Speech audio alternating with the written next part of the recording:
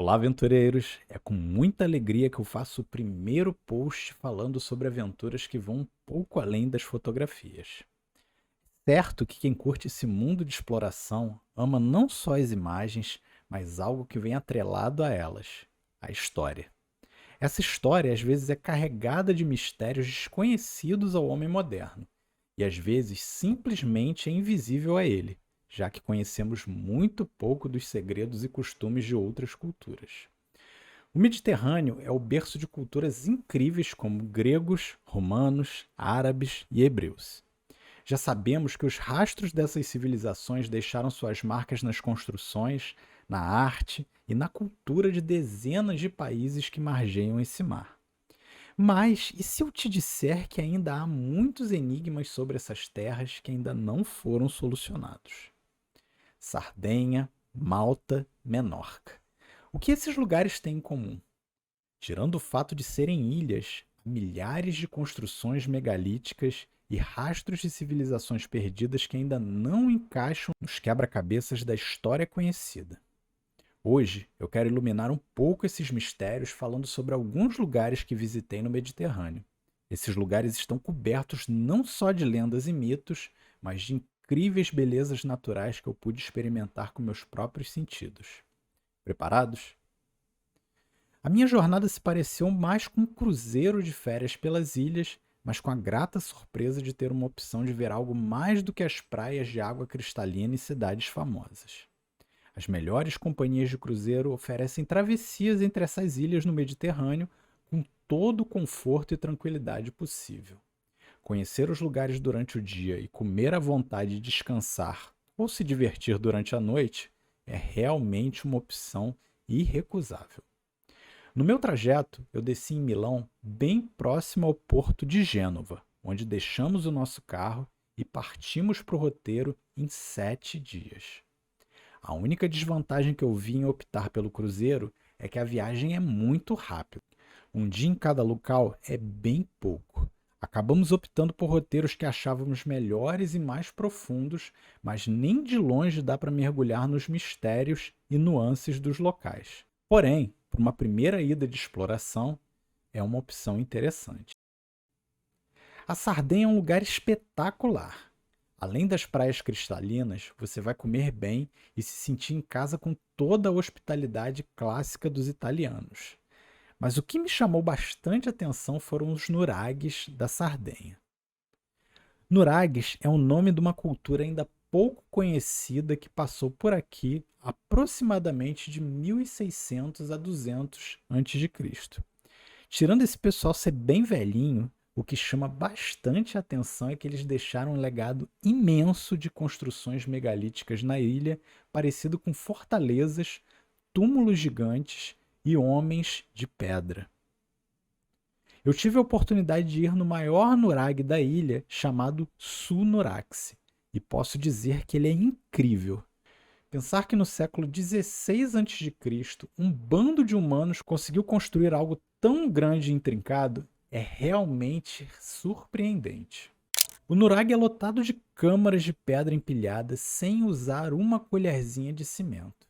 Além disso, os antigos mostravam conhecimentos avançados para a época de arquitetura e engenharia, já que com pouco que se sabe, algumas câmaras tinham objetivos de armazenamento de comida, rituais e etc.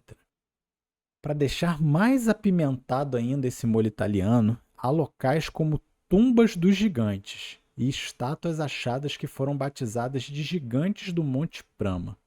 Eu não as visitei pessoalmente, mas pude ver as escavações e um museu próximo ao Sul-Nuraxi em uma das pequenas cidades no percurso.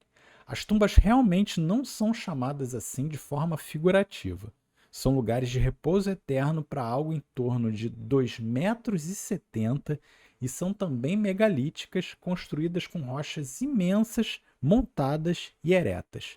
Coincidentemente, os gigantes do Monte Prama também medem em torno de 2,70 metros e ilustram uma espécie de raça de gigantes guerreiros que passou por ali. Mistérios à parte, podemos mergulhar muito mais na Sardenha, mas não aqui nesse momento.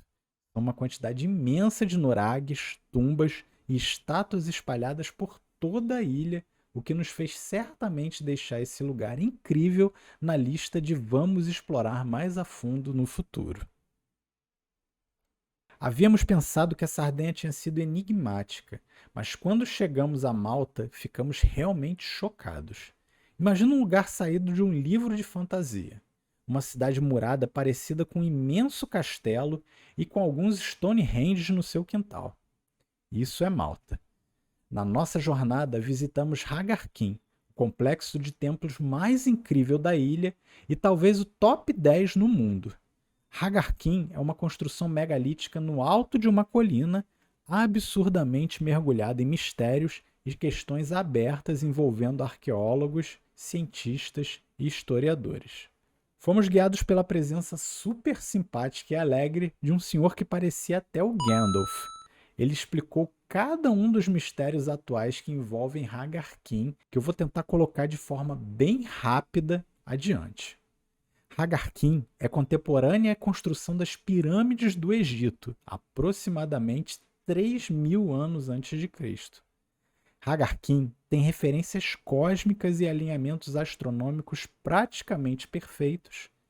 Hagar-Qin foi construída com blocos incrivelmente grandes e pesados para o homem da época. Além disso, foram perfeitamente montados para formar a arquitetura e engenharia do templo, que em parte foi destruída por terremotos. E há referências também a um dilúvio que varreu a ilha e exterminou a cultura de lá. Sim, inclusive mostraram um videozinho disso para nós quando estávamos dentro do museu de Hagar-Qin. A ilha de Malta ainda é um lugar extremamente rico em história, mitos e lendas. Há vários outros templos megalíticos na ilha, igualmente antigos, que possuem uma arquitetura incrível, como em Hal Saflieni. Acredita-se que lá foi projetado por uma civilização misteriosa com uma acústica única e sagrada. Fica aqui a dica para explorar mais. Deixamos para vocês refletirem mais uma vez sobre o esforço em construir esses imensos templos e especialmente o seu propósito, que ainda é bastante discutido. Poderíamos continuar e falar horas aqui sobre Malta, mas vamos passar essa página por agora. Quem sabe nos próximos conteúdos.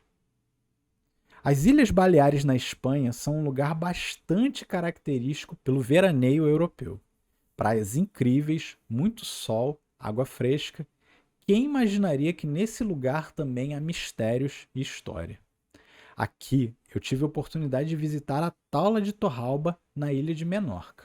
Acredita-se que elas são datadas de aproximadamente 1000 anos antes de Cristo. A palavra taula na língua local significa mesa, e os monumentos lembram exatamente isso, uma mesa bem alta e pesada. Geralmente esses megalitos chegam a 5 metros de altura e pesam muitas toneladas. Realmente é um mistério como eles foram cortados, movidos e posicionados conforme visto. Se você é um aficionado por outros sítios megalíticos como eu, provavelmente vai lembrar no ato de Göbekli Tepe. As taulas menorquinas são incrivelmente parecidas com os pilares em formato de T achados na Turquia. Seria uma semelhança de alguma cultura comum perdida? Para que serviam esses estranhos monumentos que podem ser achados às centenas, não só nas Baleares, mas em outros locais do Oriente Médio e da Ásia? Além disso, para ligar os pontos, dentro das áreas das próprias construções talaióticas, há sepulturas bastante grandes, por sinal. Apesar de soar bastante estranho, eu até entrei dentro de uma. Na ilha, ainda há outras construções megalíticas como necrópolis, tumbas gigantes e até resquícios de muros de prováveis assentamentos ou cidades. Mais uma vez, um dia apenas não foi nada para explorar essa incrível rede de história, culturas e mistérios. Quem sabe também não voltamos aqui e também aproveitamos uma praia, porque ninguém é de ferro. É isso, galera. O objetivo aqui foi só explorar um pouco novos territórios e ligar essa nova conexão com nossos conteúdos. Valeu muitíssimo a pena ter se aventurado, mesmo que rapidamente, nesses lugares. E eu recomendo profundamente, especialmente para os curiosos e interessados em assuntos mais profundos na jornada e na nossa existência. Voltaremos com mais. Gostou? Comenta aí. Um abraço e tchau, tchau.